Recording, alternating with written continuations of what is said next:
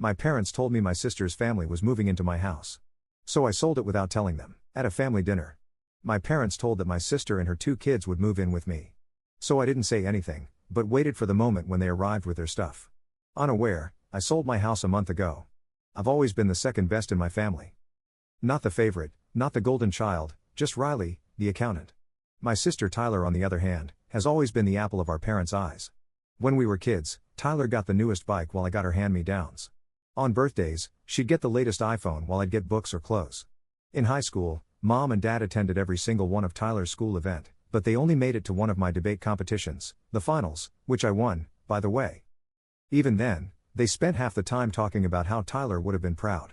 Grandpa's will was just the cherry on top of a lifetime of favoritism. Tyler got the sprawling 4-bedroom house in the nice part of town, while I got the modest 2-bedroom on the edge of the suburbs.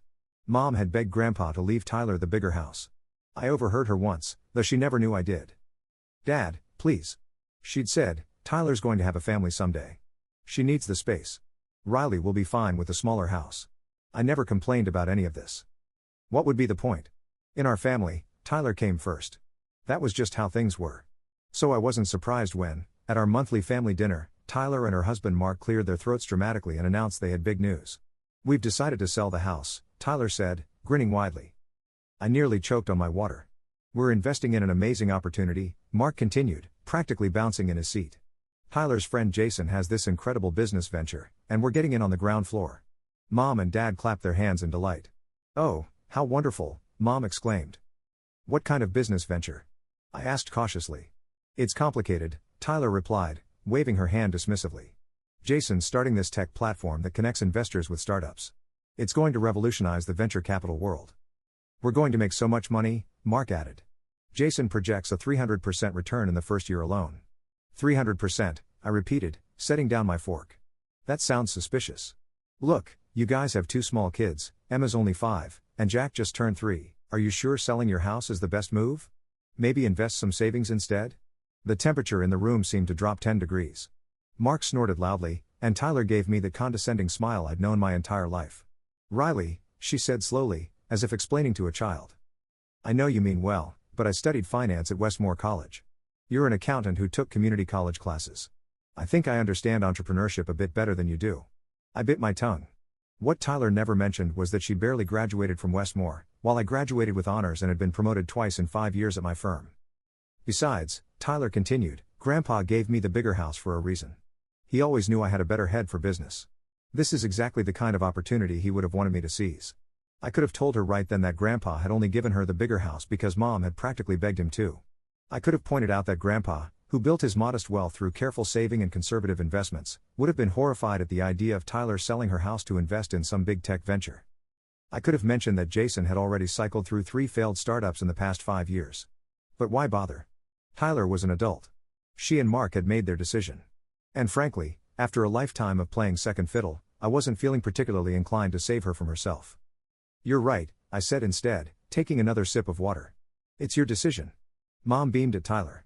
"We're so proud of you for taking this leap," she said. "It takes courage to seize an opportunity like this." Dad nodded in agreement. "Your grandfather would be proud too." For the rest of dinner, Tyler and Mark talked about all the things they planned to do with their newfound wealth. They'd travel the world, buy a vacation home, put the kids in private school. I stayed quiet, nodding and smiling when appropriate. Meanwhile, I mentally went through my renovation plans for my own small house. I'd been systematically updating it room by room using money I'd saved from my boring accountant job. Last month, I'd finished the kitchen. Next up was the bathroom. 3 months after that fateful dinner, I was in my newly renovated bathroom, enjoying a hot shower under my rainfall shower head when my phone started buzzing incessantly. I ignored it at first. But after the 5th consecutive call, I reluctantly turned off the water and wrapped myself in a towel. 6 missed calls from Mom. Not a good sign. I called her back immediately, water still dripping onto my bathroom floor. "Riley?" "Thank goodness," Mom answered. Her voice tense. "Can you come over?" It's about Tyler." An hour later, I pulled into my parents' driveway and immediately noticed something odd. A mountain of luggage and boxes piled on the front porch. Before I could even ring the doorbell, the door swung open. And I was nearly knocked over by Emma and Jack, who came barreling into my legs. "Auntie Riley," Emma cried. "We're staying with Grandma and Grandpa now." I looked up to see my mother standing in the doorway, her face drawn and tired. Behind her, Tyler was pacing back and forth, phone pressed to her ear, while Mark sat on the couch, staring blankly at his laptop. "What's going on?" I asked, though I already had a pretty good idea. Mom ushered me inside and closed the door. Tyler and Mark had to leave their apartment, she whispered. The rent was just too much. So they'd blown through the house money already. After they sold the house, Tyler and Mark had promptly bought a flashy red Porsche 911, completely impractical for a family with 2 small children. Then they'd rented a luxury apartment downtown, and Tyler had quit her steady job at the bank to focus on the investment. They dumped about $500,000 into Jason's business venture and spent the remaining $100,000 on the car and a lavish vacation to the Maldives, leaving the kids with mom and dad for 3 weeks. Jason said the first quarter is always slow, Tyler said loudly, having finished her call. She forced a smile. But things are going to pick up any day now. I wandered into the kitchen to get a glass of water, and Dad followed me in. How bad is it? I asked quietly. Dad sighed, running a hand through his thinning hair. They burned through everything. The apartment was $4,000 a month. The car payment is another $1,500. They couldn't keep up. And the investment? Dad's expression darkened. Jason keeps saying they're on the verge of a breakthrough, but he shook his head. I've got a bad feeling about it. Over the next few weeks, I watched from a distance as Tyler scrambled to find work. She eventually took a job at a car dealership, a significant step down from her previous banking position. But at least it was something. Meanwhile, Mark tried to put on a brave face, posting carefully curated photos on social media that made it seem like everything was fine. But everything wasn't fine. My parents' modest retirement home wasn't designed for 6 people. Mom called me one evening, sounding exhausted. "Riley, sweetie, I hate to ask," but she hesitated. "We're struggling a bit with groceries. For extra mouths to feed, you know?" I knew what was coming. "How much do you need, Mom?" "Oh, anything would help," she said quickly. "We're just a bit tight this month." I promised to transfer some money right away. Settling on $600 enough to help but not enough to strain my own budget. When I told her the amount, she thanked me profusely. Though I could hear a hint of disappointment in her voice. She'd clearly been hoping for more. The next month I got another call and then another. The $600 monthly transfer became a regular thing. I didn't mind helping, but I couldn't help but notice that Tyler and Mark still managed to keep the Porsche despite their financial troubles. Priorities, I guess. One night, I attended my cousin Beth's birthday party. It was a welcome break from the family drama. Or so I thought until my Aunt Patty cornered me by the dessert table. "Riley, dear," she whispered, glancing around to make sure no one was listening. "How are you holding up with all this Tyler business?" I shrugged. "I'm just trying to help where I can." Aunt Patty leaned in closer. "Well, you should know that your parents are at their wits' end. They love Tyler, of course. But having them all there, it's taking a toll." She took a sip of her wine. "And between you and me, they've got a plan to fix things." Something in her tone made my stomach clench. "What kind of plan?" "They want to move Tyler and her family into your house," she said bluntly. "Your mom thinks it makes perfect sense since you live alone in a 2-bedroom. I nearly dropped my plate. "What?" "They're saying it would just be for a few months," but Aunt Patty shook her head. "Sheila told me they're hoping you'll eventually just move out. Let Tyler have the place." I stood there frozen as Aunt Patty squeezed my arm sympathetically. "I thought you should know it didn't seem right. Them plotting behind your back." The party continued around me, but I barely noticed. All I could think about was the audacity of it all. They weren't just planning to ask me to take in Tyler's family, they were planning to push me out of my own home. As I drove home that night, my mind was racing. I knew what was coming. The guilt trips, the family pressure, the inevitable "it's just temporary" that would somehow become permanent. And once Tyler and her family moved in, I'd be expected to pay the bills, clean up after them, and eventually give up my own space entirely. No. Not this time. I wasn't going to let them take advantage of me again. When I got home, I poured myself a glass of wine and sat at my kitchen table, thinking. By the time the glass was empty, I had a plan. The next morning, I walked into my boss Dave's office without an appointment. He looked up from his computer surprised. "Riley, everything okay? Remember that accounting position at the Pittsburgh branch?" I asked, not bothering with small talk. "Is it still open? I want the job." Dave leaned back in his chair studying me. "That's a senior position, Riley. More responsibility, different environment. It's a big move. I'm ready for it," I said. "I've been here 5 years. I've consistently exceeded my targets. My performance reviews are excellent. I'm qualified." Dave nodded thoughtfully. "Well, I can't say I want to lose you here," but he smiled. "You'd be great for the position. Let me make a few calls." He paused. "The position starts in 4 weeks. That enough time for you to get your affairs in order?" "Perfect," I said, already mentally calculating my next steps. As soon as I left Dave's office, I called my friend Jenna, who worked as a realtor. I need to sell my house, I said without preamble, as quickly as possible. Well, your place is in a good neighborhood, and you've done those nice renovations. She thought for a moment, if we price it aggressively, we could probably get offers within a week. But Riley, are you sure about this? Never been more sure of anything in my life, I said firmly. The next 2 weeks were a whirlwind. Jenna worked her magic, and we had 3 competing offers within 5 days of listing. I accepted the highest one, $285,000, which was $45,000 more than I'd paid for it 4 years ago. Not bad for a small house. Meanwhile, I researched apartments in Pittsburgh, focusing on areas close to the company branch. Real estate was cheaper there than in my current city, and I found a beautiful 1-bedroom in a modern building with a gym and rooftop terrace for $220,000. I made an offer immediately and started the purchasing process. Through it all, I told no one in my family what I was doing. Mom called twice, once to thank me for the monthly money transfer, and once to casually ask if I'd be free for dinner next Saturday. We have some things we want to discuss with you, she said, trying to sound nonchalant. Sure, Mom, I replied. Equally casual? I'll be there. I arranged for a moving company to pack and transport most of my belongings to a storage facility in Pittsburgh scheduled for the day before the family dinner. I kept only what would fit in 2 suitcases, enough clothes for a couple of weeks, my laptop, and a few personal items. The day after the movers left, I checked into a modest hostel downtown. It felt strange sleeping in a twin bed with strangers in the room, but it was only temporary. Just 3 more days until I flew to Pittsburgh. Saturday evening arrived, and I drove to my parents' house for the last time.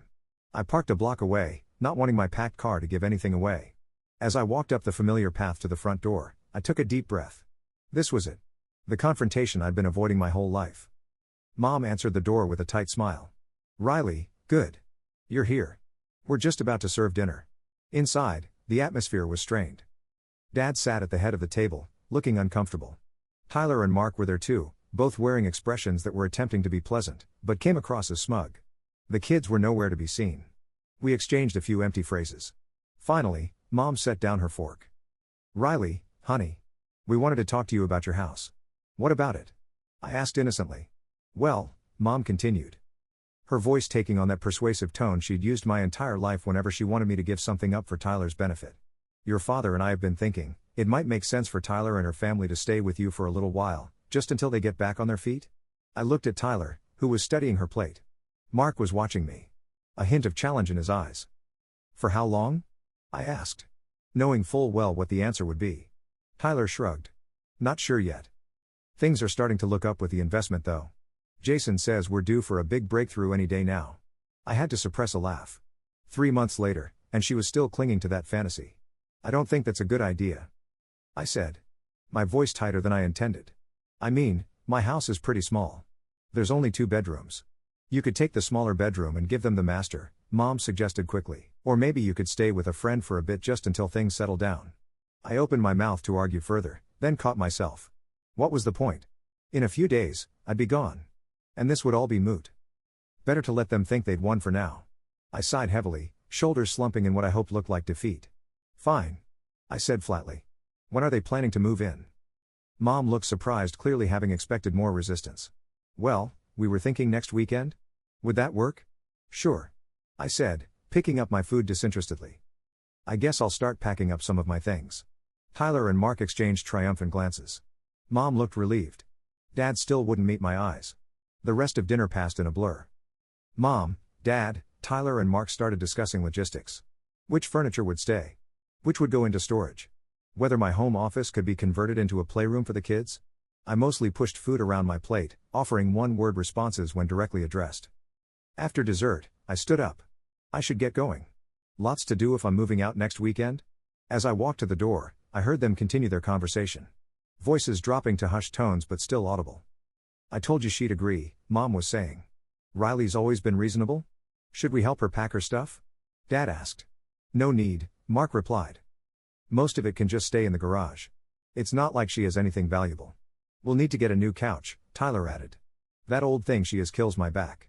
I closed the front door quietly behind me, their voices fading as I walked away. They'd already forgotten I was there, already planning how to take over my space, erase my presence, replace my things with theirs. But little did they know, there would be nothing for them to take over. Back at the hostel, I checked my phone to find a text from Mom. Thank you for understanding, sweetie. Your sister is so grateful. I didn't reply. Instead, I sent a quick message to Jenna confirming that everything was on track with the house closing. She replied immediately. All good. New owners get keys on Thursday. The next morning, I woke up early, checked out of the hostel, and headed to the airport. As the plane took off, carrying me toward my new life in Pittsburgh, I felt a weight lifting from my shoulders. My new apartment would be ready in 2 days. My new job started in a week. I had about $65,000 left from the house sale after buying the apartment, which I planned to invest, conservatively, of course, unlike some people I knew. My first week in Pittsburgh passed in a pleasant blur. I settled into my new apartment, a sleek one-bedroom with floor-to-ceiling windows and a view of the city skyline. The neighborhood was vibrant, full of small cafes and boutiques. My new job came with a corner office and a 15% raise. Everything was going perfectly until Thursday evening, exactly 1 week after I'd left town. I was unpacking the last of my kitchen boxes when my phone exploded with notifications. 27 missed calls in the span of 2 hours, 15 from Mom, 8 from Dad, and 4 from Tyler, plus dozens of text messages, each more frantic than the last. I knew exactly what had happened. Today was the day Tyler and her family were supposed to move into my house. I could picture it perfectly. Tyler pulling up with a rented truck full of their belongings, knocking on the door, and finding strangers living there. I poured myself a glass of wine and settled onto my new couch, debating whether to respond or simply block their numbers. Before I could decide, my phone rang again. Mom, against my better judgment, I answered. Riley Elizabeth Harper. My mother's voice was so loud I had to hold the phone away from my ear. What have you done? Hello to you too, Mom, I said calmly, taking a sip of wine. Don't you dare act innocent. Tyler just went to your house with a moving truck, and there's another family living there. They said they bought it 2 weeks ago. That's correct. I replied, the Andersons. Lovely couple, 2 teenage kids, they got a great deal. There was a stunned silence. Then, you sold your house? Without telling anyone? How could you do something so underhanded? I nearly choked on my wine. Underhanded? That's rich coming from the person who was planning to push me out of my own home. Another silence. Then, in a much quieter voice, where are you, Riley? Pittsburgh? I got a promotion. Senior accountant at the branch office here. Pittsburgh. Her voice cracked. So, you just left without saying goodbye? Without telling anyone? Kind of like how you were planning to kick me out of my own house without asking first, I pointed out. That was different. Mom insisted. We're family. We needed your help. No, Mom, Tyler, and Mark needed a bailout for their bad decisions. And instead of holding them accountable, you decided I should be the one to sacrifice again, like always. That's not fair, isn't it? My entire life, it's been Tyler first, Riley second. When we needed new school clothes, Tyler got the expensive ones. When we both had events, you went to hers. When Grandpa died, Tyler got the nice house because you convinced Grandpa she deserved it more, Riley. And now, when Tyler screws up royally, when she and Mark make the stupidest financial decision possible, your solution is to take away my house. My home that I worked for? That I've been fixing up room by room with my own money? No. Not this time. The line went quiet for so long I thought she might have hung up. Then in a voice colder than I'd ever heard from her, I don't know who you think you're talking to, young lady, but I am still your mother. And as of this moment, I no longer consider you my daughter. I prepared myself for anger, for guilt trips, for manipulation. But this still hurt more than I expected. I think we both know that's always been the case, Mom, I said quietly. Oh, and I'm canceling the monthly transfers. The $600 I've been sending for Tyler's family? That's done. She went silent again, and I could practically hear the gears turning in her head, her anger at me versus her need for my money. We don't want your money, she finally said, but her voice lacked conviction. Good. Because you're not getting it anymore. Goodbye, Mom. I hung up before she could respond and blocked her number. Then I blocked Dad, Tyler, and Mark for good measure. Almost immediately, my phone buzzed with texts from unfamiliar numbers. Tyler using Dad's phone, Mom using a friend's. I turned off my phone completely and finished my wine in peaceful silence. The next day, I bought a new phone with a new number. I shared it only with my closest friends, my new colleagues, and a few extended family members I still trusted, like Aunt Patty, who sent me a congratulatory bouquet when I told her what I'd done. 6 months passed. I thrived in my new position. I made new friends. I dated a bit. Nothing serious. Most importantly, I lived life on my own terms without the shadow of my family's expectations hanging over me. Occasionally, I thought about them. I wondered if Tyler and her family were still living with my parents. If the investment had ever paid off, I doubted it. If Mom and Dad were still covering their expenses, I wondered if they ever reflected on how they'd treated me, if they ever regretted it. But mostly, I didn't think about them at all. One Sunday morning, as I was enjoying coffee on my balcony, my phone rang. A number I didn't recognize, but with my hometown area code, I almost didn't answer. But curiosity got the better of me. Hello? Riley, it was my cousin Beth. I hope it's okay that I got your number from Aunt Patty. I thought you should know what's going on here. A knot formed in my stomach. What is it? Tyler and her family are still at your parents'. They're having money problems. Big ones. The investment was a total scam. Jason took off with everyone's money months ago. Can't say I'm surprised, I murmured. Yeah. Well, your parents are struggling too. They're behind on bills because they're supporting 4 extra people. Your dad had to come out of retirement to work part-time at the hardware store. I said nothing. Waiting for the guilt trip. The plea for me to send money again. But Beth surprised me. I'm not telling you this because I think you should help. She said quickly. Actually, the opposite. Everyone in the family is talking about how you were the smart one. Getting out when you did. Even your mom has admitted privately to my mom that they shouldn't have tried to take your house. After we hung up, I sat on my balcony for a long time watching the city below. I felt no satisfaction in my family struggles, but no guilt either. They had made their choices. I had made mine. For the first time in my life, I had chosen myself, and I would never go back to being second best again.